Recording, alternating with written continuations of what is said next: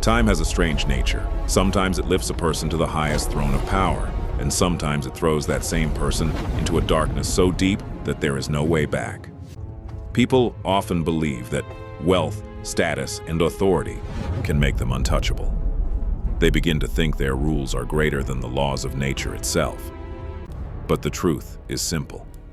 When power enters a person's head, they slowly lose the ability to tell right from wrong.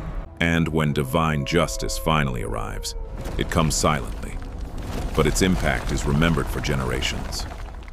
Today's story is not just an old legend. It is a warning that repeats itself in every century, in every society, and in every empire built on fear. This is the story of pride, corruption, cruelty, and the terrifying justice that eventually brings every tyrant to their knees. Long ago, there was a prosperous kingdom called Ravenfall. Its ruler was King Byron Hale, a man obsessed with power, reputation, and legacy. Byron wanted history to remember him as the greatest king of all time. He dreamed of expanding his kingdom and becoming feared across neighboring lands. To strengthen his political influence, Byron married Princess Seraphina from a powerful foreign empire. But Seraphina did not arrive in Ravenfall as a loving queen. She arrived with darkness in her heart. She looked at the traditions of Ravenfall with disgust. She hated the kindness of its people, their freedom, and their old laws. Slowly, she began controlling King Byron's mind until the king became little more than a figurehead. The real ruler of Ravenfall became Queen Seraphina. And Seraphina believed only one thing: the powerful are always right. Little by little, she destroyed the kingdom's ancient laws and replaced them with brutal new rules from her homeland. Anyone who questioned her authority disappeared overnight. Fear spread across Ravenfall like poison. People stopped speaking openly. Families whispered behind closed doors. Even friends no longer trusted one another. And King Byron saw everything. He knew exactly what Seraphina was doing, but he stayed silent. Sometimes because of fear, sometimes because he enjoyed the luxury power gave him, and sometimes because weak people often choose comfort over courage. But when good people remain silent in the face of evil, destruction becomes inevitable. As the queen's cruelty grew worse, she gave her loyal commander, General Victor Kane, a terrifying order. No one who opposes me should remain alive. Executions became common. Public punishments became entertainment. The people of Ravenfall had lost all hope. But history changes when even one fearless person stands up against tyranny. And that person was a mysterious man named Elias. Elias was not a warrior. He had no army, no wealth, no political power. But he possessed something far more dangerous: truth. One afternoon, Elias stood in the center of Ravenfall's crowded marketplace and shouted before hundreds of terrified citizens, "The arrogance of Queen Seraphina will soon turn to ashes." The news reached the palace within hours. Seraphina exploded with rage. She immediately ordered Victor to arrest Elias and drag him before the royal court. The queen stared at him with burning hatred. "How dare a nobody challenge the ruler of Ravenfall?" she shouted. "Execute him immediately." But Elias remained calm. "Power is never permanent, Your Majesty," he said quietly. "You can silence people, imprison bodies, spread fear, but you cannot kill truth. Your pride will destroy you." Seraphina laughed coldly. "No one has ever survived against my power." Elias looked directly into her eyes.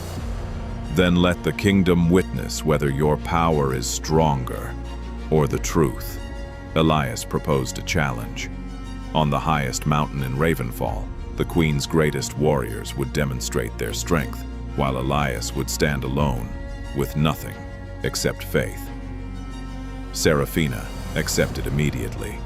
Her arrogance would not allow her to refuse. The next morning, thousands gathered on the mountain. The queen's soldiers displayed their weapons, strength, and military skill for hours. Yet Elias stood completely still, unmoved by fear. Finally, it was his turn. Elias raised his eyes toward the sky and whispered a few strange words. Moments earlier, the weather had been perfectly clear. But suddenly, dark clouds swallowed the sky. Violent winds roared across the mountain. Thunder exploded overhead. And then a massive bolt of lightning crashed directly into the ground where the Queen's warriors stood. Panic spread instantly. Even the soldiers stepped back in terror. The people realized something terrifying that day. There was a power greater than the throne. For most people, witnessing such a moment would have shattered their pride forever. But arrogance blinds the human soul. Instead of fear, Seraphina felt only rage. "You think one storm can frighten me?" she screamed. "Victor, before sunrise tomorrow, I want Elias dead!" That very night, Elias was forced to flee Ravenfall. Seraphina believed she had defeated her greatest enemy, but power had now fully poisoned her mind. And when power reaches its peak, humanity disappears. Near the borders of Ravenfall stood a beautiful orchard owned by a poor farmer named Thomas Reed. That land was everything Thomas had. His family had cared for the orchard for generations. Every tree carried the memory of his ancestors. One day, King Byron passed by the orchard during a hunting trip. He became obsessed with the location immediately. "I will build my new palace here," he declared. The next morning, Thomas was summoned to court. "Your orchard is perfect for my new estate," Byron said. "Name your price." Thomas lowered his head respectfully. "Forgive me, Your Majesty, but this land is my family's legacy. I can give my life, but I cannot sell this orchard." The court fell silent. No one dared refuse the king, but according to Ravenfall's ancient laws, even the king could not seize ancestral land by force. Byron returned to the palace, furious and humiliated. When Seraphina discovered what had happened, she mocked him mercilessly. "You are the king of Ravenfall," she sneered, "and you let a peasant deny you?" "The law protects his land," Byron replied weakly. Seraphina smiled coldly. "Laws exist for weak people. Powerful people create their own laws." That night, Seraphina secretly met with corrupt officials and greedy witnesses. If Thomas could not be removed legally, he would be destroyed publicly. The next day, Thomas was dragged into the royal court in chains. The Queen accused him of treason. Witnesses falsely claimed Thomas had insulted the king and encouraged rebellion against the crown. Thomas desperately pleaded for mercy. "It's all lies," he cried. "My only crime was refusing to sell my family's land." But when judges become criminals themselves, truth no longer matters. King Byron knew the accusations were false, yet once again, he remained silent, and his silence became approval. Without hesitation, Seraphina delivered the sentence. Thomas Reed would be executed publicly by stoning. The innocent farmer was dragged through the streets and murdered before the eyes of the kingdom. His orchard was seized by the crown. Seraphina believed fear had secured her victory once again, but she did not realize that the blood spilled on that soil had already begun destroying her future.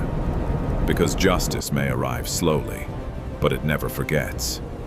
After Thomas's death, King Byron was never the same again. The new palace built beside the orchard became a nightmare. He heard whispers at night, saw shadows in empty hallways. Sometimes he swore Thomas was standing beside his bed. The king slowly lost his sanity. One evening, Byron confronted Seraphina in terror. "That land is cursed," he whispered. "We should abandon it. Thomas's blood will never let us live in peace." Seraphina looked at him with disgust. "You sound pathetic," she snapped. "Kings are not frightened by dead peasants." "We murdered an innocent man," Byron replied. "And Elias's warning is coming true." But Seraphina refused to listen. Her pride had become stronger than reality itself. Meanwhile, something dangerous was happening across Ravenfall. Thomas's execution had changed the people.